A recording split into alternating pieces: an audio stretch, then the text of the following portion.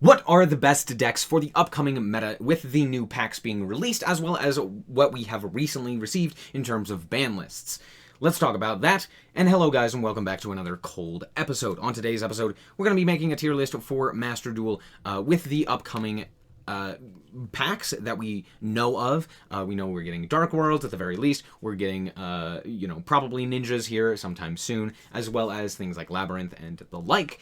And then on top of that, we are also getting, we just got a ban list with like SnowiKs to 1, as well as Silva being banned and Expulsion. So we're going to go through the lists, starting off with the tiers. We have tier 1, tier 1.5, tier 2, rogue, and everything else. There are a lot of really good decks, and there's not really a clear distinction, I would say, between a tier 1 and a tier 1.5 deck, so that's why it's there. Normally, if there are clear separations between the tiers, I will say there is a tier 1 and a tier 2, but here we have the tier 1.5 to kind of round things out. Starting off with ABC. ABC is just kind of mid. I'm not going to talk too much about a lot of these, but there are a few that I will talk a bit more about. But yeah, there's a lot to get through, so there's that. Adamantipator is still good. It's still very playable, very strong. I think the biggest problem with Adamantipator is just like finding out what is best to play. And I think a lot of people have just gotten kind of tired of it, but it's still very good. And just Maxi is a problem, which is, difficult to deal with. And that's basically it. Next up, we have the Adventure Engine. I'm going to rate this as well as a few other engines, mostly as engines instead of actual decks, because if we're talking about the Adventurer deck, it's basically unplayable, mostly due to the limits set on the token summon. But even with that being said, I still think that the Adventure Engine is pretty decent. If you don't need your normal summon, or you just have extra space without requiring a normal summon, this engine's very good. It's good in like Prank Kid. It's good in Sprite right now. It's good in Plunder. It's good in a wide variety of different decks to allow you additional pieces. However, it being limited does mean that it's quite additional, or it becomes quite bricky, given the fact that you're playing like 3 cards that all kind of don't do anything on top of that engine. So there's that. All things considered, it's still very good. It just does have... it is kind of bad as an engine now. Next up, Azir. Yeah, they're not really doing anything. They can kind of set up a full board negate, which may be good, but it's really not all that great. Altergeist. Altergeist is pretty interesting. I still think it's a pretty decent deck with, I believe Multifigure is at 3 or at 2. I don't really know. But even if it's at 2, I still think it's pretty good, and it definitely can do quite a bit. Trap cards are more difficult to plan against for a lot of decks, just due to the fact that, like, you don't really want to main deck outs to that, so if you're playing, like, no real back row removal, you're still able to play the game. But it's like bottom of Rogue. It's not really all that good. Ancient Gears, just not good. Ancient Warriors are fine. Again, I'll put them above the Altergeist. They're fairly decent. They can take games mostly due to the fact that going second with a good engine that actually does go second very well, in order to push for like some pretty good damage and OTK pretty efficiently, is really strong. However, they do rely on going second, and going first is just so much better in Yu-Gi-Oh! Just due to the nature of how Yu-Gi-Oh! Works. Even with best of ones being much better for going first or going second decks, it does mean that you're still just going to hard lose to like an unbreakable board. So there's that. The World, I'm going to represent this as FTKs. There are a myriad of FTKs available, Bish Balkan, The World, etc. There are a whole bunch available to you, but again, Maxi exists, so I'm going to put this in like everything else. Most FTKs are pretty bad and pretty inconsistent, so there's that. Next up, we have Rika. Technically, this is Aeromage, but we're just going to call this Plants or Rika. Rika is very good. It's not insane, but it's definitely better than Adamantipator at this point. Rika Con is an absolutely just insane card. Being able to tribute for cost is very, very strong, especially with tiers being able to float and stuff like that. So there's that. Also with like negates such as... Sprite being around, being able to tribute without targeting for cost is very, very strong as well, meaning you can get rid of the carrot if you need to, and then still resolve the effect, which is very strong. However, without that, the deck does kind of falter. It is hard to kind of disrupt, but if you're a better player, I think it could go up. If you're not as good of a player, it's definitely worse. So I'm going to put it in tier 2. It's very flexible depending on the pilot, but all things considered, I do think that like it's still not that great of a deck, and there are a lot of better decks out there. Not in the TCG, though. Artifacts are basically negligible. Yes, you could say this is like the Scythe engine, but like that's just Scythe, and normally you have to have an actual engine supplementing that. This is Battle Wasps, or I'm going to call it B-Troopers, because realistically that's what it is. B-Troopers are pretty bad, I'm not going to lie. I don't think they're better than ABC, but they're better than most of the other stuff. Yeah, they don't really do anything. The end boards are pretty mid at best. Ending on like a counter trap is really good in theory. Ending on a way to interact with the graveyard is really good. But the current decks just can play through so much right now that it really just isn't enough, and it almost never is. Even something as simple as like Adamantipator can normally play through those interactions pretty efficiently, even though like you banish Block Dragon and it's like, okay, great, that's fine, I'm still just going to OTK you anyway, or set up like, you know, quite a few other points of interaction. Also, Invincible Atlas just kind of doesn't do enough, given the fact that a lot of people are running Underworld Goddess, so there you go.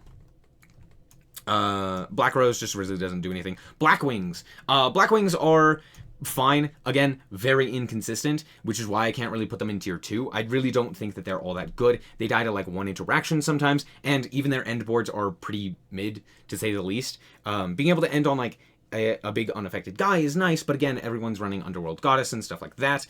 They're also just like, it's super easy to run over. You just like, you make something that has 3,500 attack, which is very easy to do. You walk over it, and it's fine, right?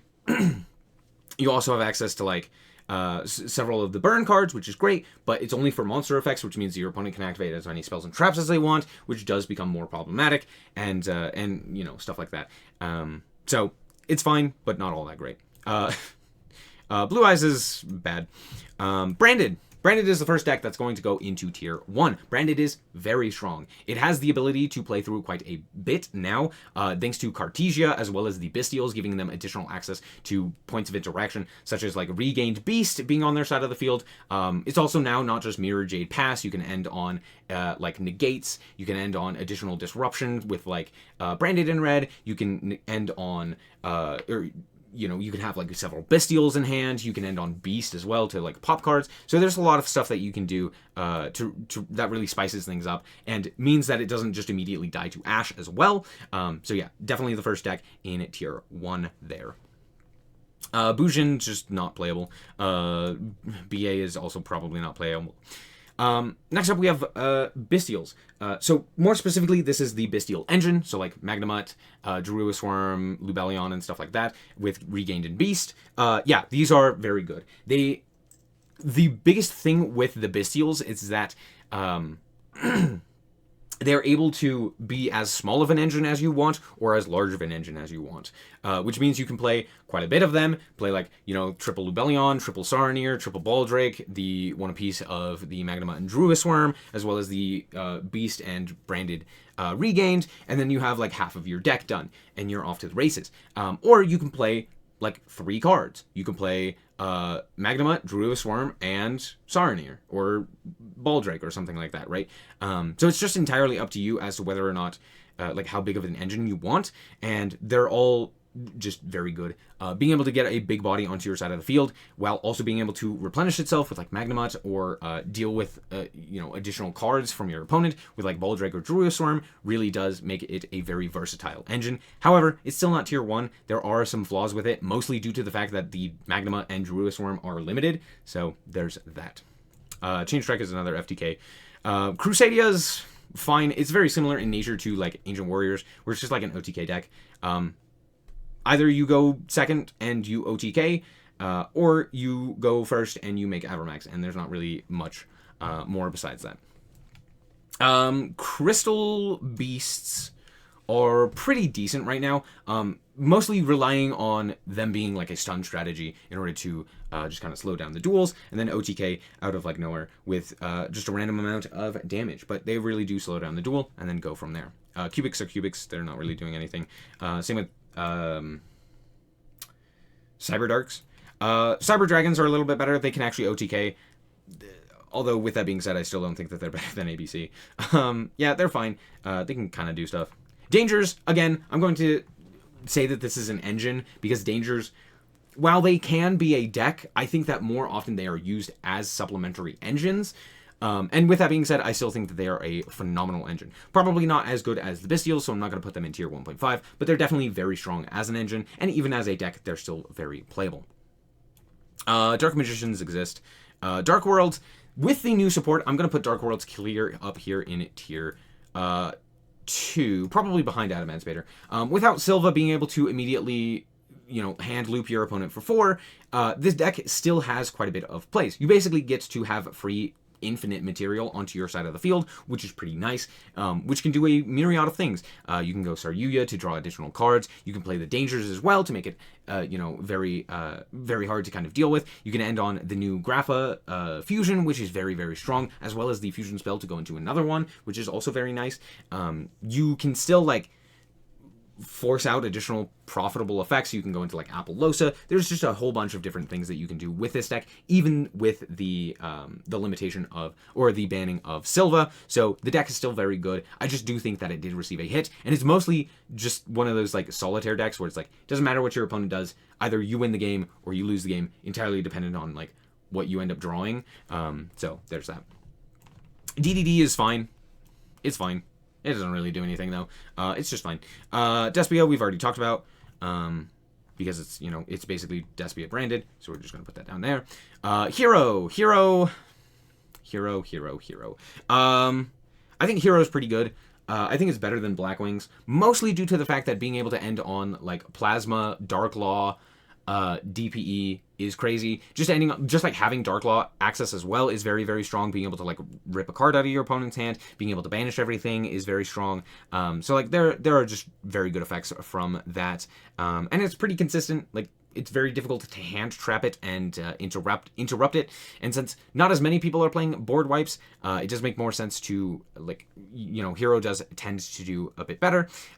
Granted, now people are playing more evenly matches and Dark Rulers, so it does lose a little bit there. But other than that, I think that this deck is still pretty decent. Dino is very strong. Dino is very, very strong. Yeah, they still have access to triple Miscellaneousaurus, triple Oviraptor, and the deck still OTKs incredibly easily. They have access to triple Pank as well, though I don't think that many people use that. They can go second incredibly efficiently due to the fact that Miscellaneousaurus basically turns off the entire opponent's deck, as well as, being able to go for Pank, having multiple Panks. UCT is also an insane card, so there's that. I think Dino is very strong. Dynamorphia is fine. It's one of the better trap card decks right now, and it didn't really receive any support, so it's fine. Just kind of another stun deck. Dogmatica also got a little bit better. It used to be really bad, and now it's got Albazoa. Either you have the out to Albazoa or you don't, and either they see it or they don't. It's very simple. It's just kind of a very easy to understand game plan, and they either kill you or they don't with that Albazoa. So there you go. Dragon Link. Dragon Link is going to be my tier 1.5. I think Dragon Link is very, very strong right now. The Bistles add a lot to this archetype. They're able to end on, even just Seal's Pass to generate more advantage by bringing out the Magnamut in order to, search during the end phase and stuff like that can oftentimes be enough. Its biggest issue is Maxi. If Maxi wasn't around, I think this deck would be significantly better and would probably be in tier 1 above branded. That's how strong this deck is. It's just, it has a very difficult time dealing with the Roach. So, there's that. Dragon Maid is really bad. Just doesn't do anything. Drytron. I think Drytron is still pretty strong. I'm going to put it below Hero. Drytron does lose now a lot more often to hand traps because the plays that it has to go for are significantly weaker due to just everything else being stronger, or I guess it's not its plays are weaker, but its lines are weaker, mostly due to the fact that everyone else is playing stronger decks, so more high power cards are being played, and so they have to contend with more hand traps and more board breakers and stuff like that. And overall, I think that the limitations to, I think Ava's limited to 1 or banned or something like that. I can't remember. But those are overall, this deck just kind of doesn't do enough right now. Yeah, that's basically it. Earth Machine is fine. It's decent. Citadel's a powerhouse. That's all you need to know. Eldritch is pretty bad right now. Lots of graveyard hate, but even with that being said, it's still fairly decent. You could still play the Floodgates. You could still play without the Floodgates. Either way, it's fine. Endymion is also fine. We'll put it up here. Evil Eye's really bad. We already talked about these. Exodia is really bad. Exo Sister, I'm going to put here in tier 2. I'm going to put it at the bottom of tier 2. I think Exo Sister is fine. Again, it has a lot of merit right now due to the fact that, like, banishing is at a premium, and being able to interact with the being able to stop your opponent from interacting with the graveyard is very good due to, like, Bistles and stuff like that. So it's still a decent deck, but it's just, like, horribly inconsistent. However, I've never seen an Exo Sister player not draw, like, literally the 5 best cards for any given matchup. So there's that. But I'm never that lucky. I've never had that kind of luck, and I've heard from other people that they're just not that lucky. So it's entirely just up to you and being lucky. That's entirely it. It has nothing to do with the deck. The deck can live or die on a single Ash. So there you go. Plunder is still a playable deck. It's very weak in comparison to what it was with M-Pan at 1, with Map at 1, with the Pot of Duality and stuff like that being limited as well. It does weaken the deck a lot. It's still very strong. Being able to end on an M-Pen against specific decks just entirely turns off the deck. Being able to deal with a whole bunch of other cards as well. Being able to, like, do your loops as well. You can still play the double Ryza to loop your opponent several times, which is still very strong. And yeah, it's still good. It's just not as good as it used to be. Not playable. Very not playable. Kind of playable. Not really all that important. Not really gonna talk about that one. Is there... Okay. We'll talk about Grin Module as stun. Stun is stun. It will sometimes just immediately win you the game, and sometimes it will do absolutely nothing, entirely dependent on what your opponent does, or dependent on whether or not you're going first or second. Going second with stun is almost hopeless, because your opponent will just destroy your Petrocephalo or whatever you end up summoning, and it's just dead, and you're over. So I'm going to put it at the bottom of Rogue. I still think it's going to take a lot of games, mostly due to the fact that it's, you know, a best of one, so you can't really prepare for this deck. But alas, there you go. We already talked about these. Ice Jade. Ice Jade. No, Ice Jade's really bad. Adagnister is pretty decent. I'm not going to lie. It's a pretty good set of cards, mostly due to the fact that it has the ability to use the like, just insane cyber support in order to end on a big boss monster. You can also go for access code going second with Update Jammer to OTK your opponent very efficiently. You can also play the Math Mech stuff. So it's just, like, a decently good deck. Infernoids are basically unplayable. Alistair is still good. Alistair is still good. I know a lot of people think that normal summon Alistair is not very good, but the thing is, yeah, you can absolutely still play Alistair. You can play it in a myriad of different things. It's a great engine. It's still very strong, being able to end on an additional Mechaba if you don't need your normal summon. Like, for example, in something like Sprite, if you don't really need your normal summon as much, because you happen to draw starter, or... Sprite's a bad example, but, like, you know, there are a bunch of other decks. Exo Sister, you can play it in that. You know, you go Martha, you do a whole line. Oh no, Martha locks you into Exos. Anyway, you could just play Alistair and, you know, by itself. That also works. But yeah, he's still good. Inzektor is basically unplayable. We have Tyr here somewhere. Yeah, we have Tyr in here. So I'm just gonna put the. Okay, we'll talk about them as an engine. The Ishizu cards, because of their heavy limitation, aren't nearly as good, and even with that being said, they're still insane engine. Being able to like, mill cards to the graveyard is very, very powerful. Kelbeck is a really solid hand trap, so even drawing it isn't that bad, and Keldo and Mudora are absolutely insane cards. Being able to shuffle cards from the graveyard, from either graveyard, at quick effect speed, while being in the graveyard, is insane. Also, banishing itself for cost means that you can't really, your opponent can't called by it, or, you know, interact with it very effectively. So it's very difficult to actually deal with the engine as a whole. So there's that. Next up, we have Kaijus. I could say Kaijus as an engine, or as a deck. Either way, the Kaijus as an engine technically are just like 3 Kaijus you throw into a deck to deal with problematic cards, so I'm not going to talk about that. But as like as a deck, they're fine. They're whatever. They don't really do anything though. I believe this is Numeron. I could be very wrong. This could be Cosmo. This could be a myriad of things. Either way, I'm going to put it here in Rogue. I believe it's Numeron. Numeron is an OTK deck. It plans on going second and just winning through OTK. It's bad. Next up, we have Crawler. Crawler is just bad, even though Soma is really good. Crawler is just bad. Moving on, we have ourselves Labyrinth. So Labyrinth is getting new support from the most recent, or from the newest selection pack that is going to come out, and they're getting quite a few notable cards.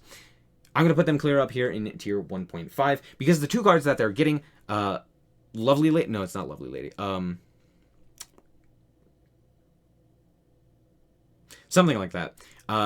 Big Lady, the Big Lady. The other Lady, as well as Big Welcome, are both insanely powerful cards for that archetype, allowing them to pivot between 2 different archetype or 2 different playstyles. You can still play the Stun variant with more floodgates and stuff like that, or more likely what's going to happen is you can play the IKEA version, which is basically just all of the furniture pieces as well as the Labyrinth cards, and then just being able to basically play on your opponent's turn in order to cycle through your cards more efficiently and just generating advantage with that. And it's very strong, and it's still a very powerful deck. It's winning tournaments right now in the TCG with similar limitations and being a best of 3, which means it's worse as a back row deck, but I think in a best of 1, I think that this deck will do better.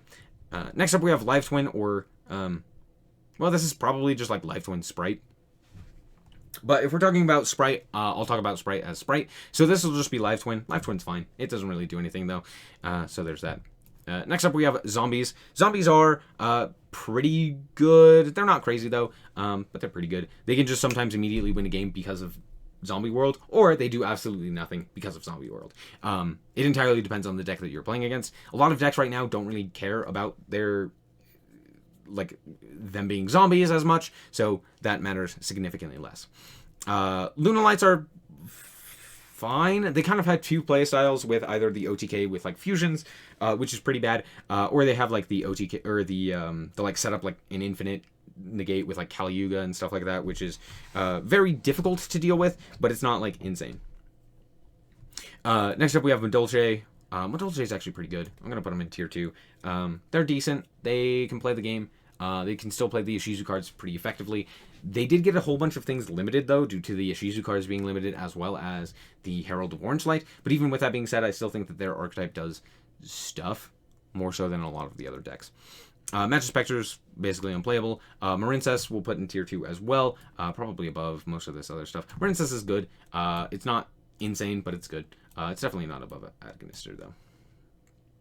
Next up, we have Mathmech. Mathmech is mostly used as an engine, but even with that being said, it's still pretty decent. The problem is that with the Bistles running around, it becomes significantly worse, and with more or less a lot of graveyard hate, it becomes worse. However, it's not as bad as it was previously. So there's that.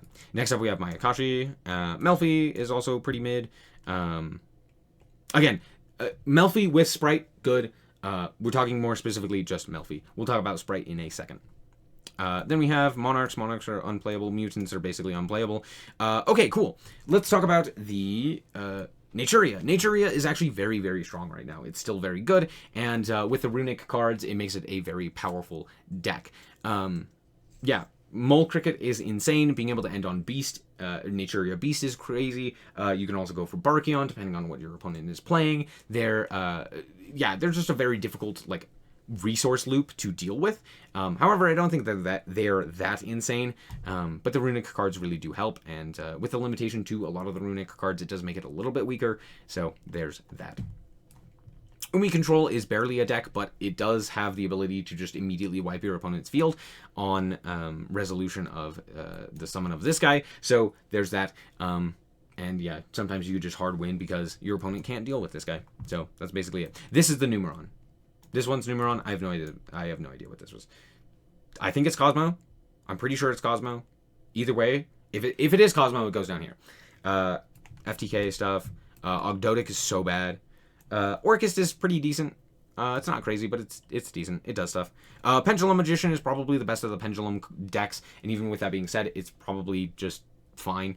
Yeah, that's basically all I have to say about that. Basically unplayable. Phantom Knights are whatever. they're okay. They kind of do stuff. I think Plunder is a deck that is heavily slept on by a lot of people. I think it's even better than Dark World, mostly due to the fact that Silva did get banned. But yeah, Plunder is still insanely strong. It has the ability to either play going first or going second. It has a lot of unique interactions which people aren't necessarily prepared for. It does require a better pilot, similar to Rika, which is why I can't put it higher, but it's still very strong. Prank Kids, I think, are also pretty heavily slept on, but I'm still going to just put them in Rogue. Yeah, they got limited. Mostly it was limitations to, like, the adventure engine, limitations to the Meow Meow Mew kind of mattered, but that didn't matter as much. And then it was just like a shift of the meta. That was basically it. But limitations to the adventure engine really hurt. Predaplant is fine. Again, you can play like branded Predaplant, which makes it a lot better. So we'll put it in Rogue. Punk is a really, really good engine. I'm going to put it below the Danger engine. But yeah, Punk is very, very strong, both as a solitary deck as well as more specifically as an engine. It's very strong, it's very decent, and has the some pretty good plays. Not insane, but pretty good. We already kind of talked about that. We talked about Rika. Okay, Runic. Runic as an engine is still very, very strong. That's all that I have to say. As an engine, it's very strong. Even not as an engine specifically, but as an actual deck, it's still very good. We're going to put it up here. I'm actually going to put it above Labyrinth. Yeah, just it's very good. Salad's strong, but not insane. This deck's Rogue, maybe. Shadal is Rogue, maybe. Above a lot of this stuff. Super heavy, or 6 Sam is mid. Exists. It's not that high. That one's bad. Okay. Sprite. Sprite is probably the best deck of the format at the moment. And this is, I probably should have mentioned this previously, but this is not to do with tournaments. This is a best of one in the ladder system. So we're talking about Master Duel. Not a best of 3 like the TCG or the OCG or anything like that.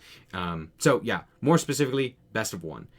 Sprite is very consistent, and it's very strong with a myriad of different engines. You could play the Tribegate engine, you can play the Runic engine, you can play the you can play more Bestial engine, you can play the Adventure engine, you can play the Tier engine, you can play, or like you can play Tier Sprite, or you could play Live Twin, or Melfi's. All of which are very strong for various different reasons. Yeah, just you also have like an insane amount of non-engine space so that you can tech for a wide variety of different matchups and have different, you know, different cards to deal with different matchups, which is very, very strong. And overall, just that additional consistency, whereas something like Tier or Branded don't really have that as much. They have higher highs, they have higher highs. Other decks have higher highs. But Sprite just kind of does the same thing consistently and is able to put up good enough boards to beat most decks.